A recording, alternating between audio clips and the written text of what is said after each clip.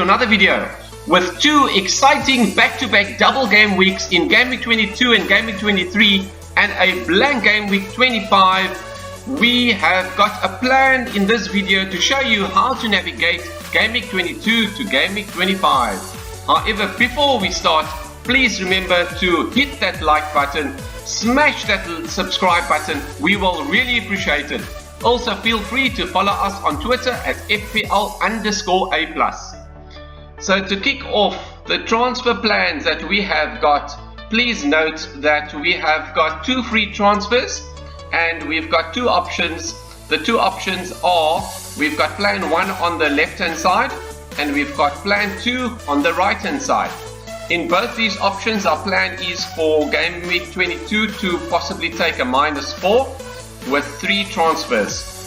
Before we release the transfers that we are considering, just to read out how the teams will reflect after the transfers.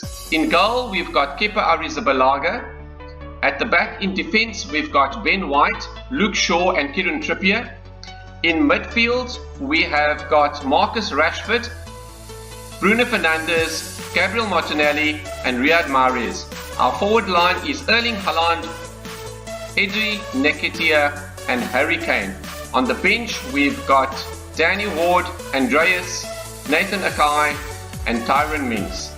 That's team number 1. Team number 2 is the same, except instead of Harry Kane, we've got Mo Salah.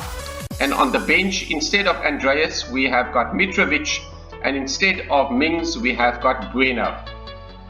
So what are the transfers that we plan to do? The transfers that we plan to do is first to transfer the out of form Mo Salah that is playing in a Liverpool team that has not been in the best form, for Bruno Fernandes. And the main reason for that is that he's one of the star players in the Manchester United team, and they have currently got a game week that's got 2 fixtures in it, which is Crystal Palace and Leeds United, both at home. And you definitely would want to bring in a player from that team in order to maximize all 3 top players. The only quandary that we have is that we've got a non-starter in Brandon Williams that we had in our team as a budget enabler, and in order to facilitate the Bruno Fernandes move, we kind of needed to use a transfer to rectify that. So out goes Brandon Williams, and we needed to find a defender. The defenders that we considered were Botman, who's been in great form for a brilliant Newcastle team, and as we previously planned on our last video, Estupinian is another option that we also considered with Brighton's attack, and he's also been in great form. However, subsequent to our last video, it has been confirmed that Newcastle and Brighton both blank, and the way that our team is structured, we don't need this 5th defender to play. Only will be required to be played in game week 25 when Kieran Trippier and Luke Shaw do not play, as they've got a double game week, and therefore the defender that would make sense would be a playing defender that plays for a team that's got a decent fixture. And Tyrone Mings meets that criteria. He also is priced at 4.3 million, so that allows us to make further upgrades in our team elsewhere in future when we need to. So those are the 2 transfers in order to bring in Bruno Fernandes, and in order to do so we needed to facilitate that with a defender switch. The third transfer that we're considering, this one we could potentially not go through with, but at this stage we are looking at transferring out Mitrovic and bringing in Eddie Nketiah from Arsenal. And the main reason for that is Arsenal are currently on a hot streak. Eddie Nketiah's stats are looking brilliant, so with him also having a double game week in game week 23, we could be ahead of the curve by bringing him in. Mitrovic has been in very hot and cold form this season, so we are considering to make that switch. The only issue is that Mitrovic has got quite a juicy fixture in the next round, so there could still be some rewards if you hold on to Mitrovic. that's the plan for plan number 1.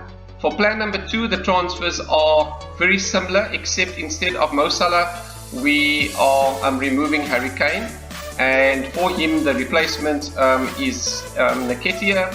Instead of Mitrovic, we're looking at getting rid of Andreas and bring in Bruno Fernandes for his double game week, and then getting rid of Brandon Williams, who was the budget enabler, and bringing in Bueno. The reason why we can't bring in Mings is because Andreas, that we are getting rid of, is lesser price than Mitrovic, so the budget in this team is a bit less, and therefore we can afford Bueno, who's also got a fixture in game week 25, which is similar to Tyrone Mings. So that's game week 22. Let's move on to game week 23. So game week 23, the team is lined up with the following transfers in mind. So Mahrez has been in brilliant form. He's been one of Pep Guardiola's in-form attackers. The reason why we're considering to remove him is that we have got Champions League looming, and Mahrez has in the past known to be a reliable Champions League player for Pep Guardiola, and therefore, because we've got a double game week, we feel that we might get more value out of a more guaranteed starter for both games, and Kevin De Bruyne is likely to be the player that should most likely play in both matches besides Erling Haaland. So we're making that for a security of starts, and then in order to do that move we need to fund that, and at this stage we're looking at funding it with Bruno Fernandes to Rodrigo. There is some talk that the Rodrigo could be out for quite a few weeks, however that's still currently speculation, so we'll keep an eye out. If Rodrigo is out, then we will most likely bring in someone else in a similar price bracket. The move that we are then plan to make in plan number 2, Mahrez to De Bruyne, will be similarly done. The second move that we would be looking at making is Bruno Fernandes to Leon Bailey from Aston Villa, as we cannot afford Rodrigo. As mentioned earlier, this team's budget is a little bit more stretched in the team, in the starting squad. So the best player that we can consider to bring in is Leon Bailey, on the basis that this player needs to be playing in blank game week 25, and Leon Bailey does have a fixture in blank game week 25. So that's how the team will line up for a -4 as well in game week 23. That is plan number 1 and plan number 2. Moving on to game week 24. So game week 24, the plan is to look at where the weaklings are in the team. The team is actually quite strong. However, Gabriel Martinelli's minutes might be a bit reduced given the fact that Trossard has joined Arsenal. So he could be rotated or have certain matches where he might come off a bit early. And the player that we would likely bring in his place would be Bukayo Saka, as he's been one of the top talisman for Arsenal, and he offers a bit more in terms of security of minutes. In the plan number 2, because the funds are a little bit more stretched in the team, we cannot upgrade Martinelli to Saka. However, we are also able to do an upgrade from Martinelli to Odegaard, who, as captain of the team and with his brilliant performances during the course of the season, is also a reliable performer for the Arsenal team. So if you're looking at somebody quite consistent, Martin Odegaard will definitely give you those FPL points as well. That's game week 24. Moving on to game week 25. So this is how the team will line up after game week 25. There are currently no transfers planned. So without any transfers, the team, as you can see on screen, we've got a fully playing team of 11 players that have got a fixture, and we've got 3 players on the bench that will have a blank in game week 25. At the time of recording, Manchester United's match was still to be played against Nottingham Forest in the FL Cup. However, they've got a 3-0 lead and will most likely go through, so hence why they still have their fixture shown on screen, but this will most likely be shown as a blank as soon as they have been confirmed to go through to the EFL Cup.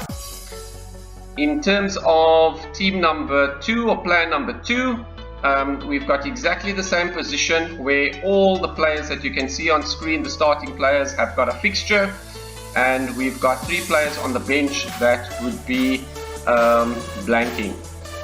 The advantage of having a free transfer in this game week is we could either carry forward a free transfer into game week 26 and then have 2 free transfers to make more power moves, or alternatively, if there are any injuries or players not starting, for instance if Akai might not start against Bournemouth, or if somebody else in the team is injured, then we could use that transfer to bring in a starting player.